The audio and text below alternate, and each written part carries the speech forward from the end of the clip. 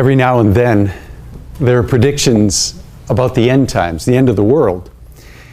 And if you're like me and you think about it long enough, you can find evidence that we could be close. But that's why we need to hear Jesus' answer in today's gospel according to Luke. It's true, Jesus is telling them that their beautiful temple will one day be reduced to a pile of stones. Nothing on earth will last forever.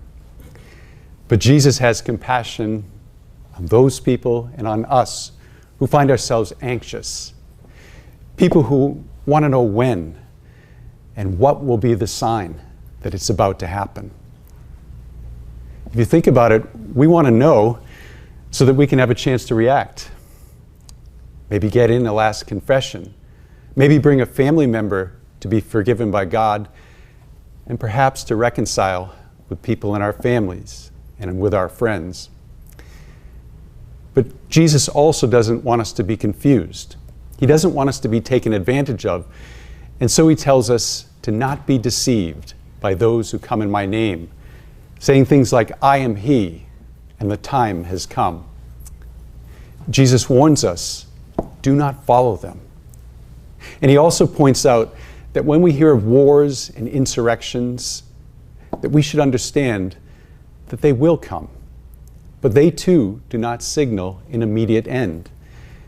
Jesus goes on to say there will be powerful earthquakes and famines and plagues and often awesome sights and mighty signs in the sky.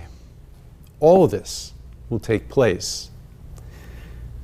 So the question is, how do we live in the meantime?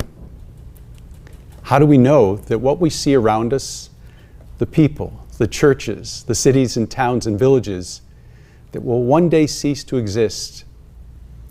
And how do we still live each day with a purpose and a joy? Servant of God, Dorothy Day, made a great point when she said, the early Christians rejoiced to think that the end of the world might be near. And then she asks each of us, are we so unready to face God? She wondered, have we come to love the joys of this world so much that we perceive so darkly the ones that are to come? That's a good question. But Dorothy Day also admits it's hard to process these thoughts, to truly understand. And so she says that we must live by faith, the faith that is God, that God is good, and that all times, including our own, are in his hands. My brothers and sisters, whenever Jesus returns, whatever changes take place, no matter how unsettling they may be, Jesus gives us words to live by. See that you not be deceived. Do not be terrified. These are meant to guide us and strengthen us for our journey. A journey that is meant to bring us hope and joy. A journey that calls us to courage and resilience, to live each day as we care for our family members and all those that God places in our lives, while knowing that what is in store in heaven is greater than we can ever imagine, and where we are meant to be.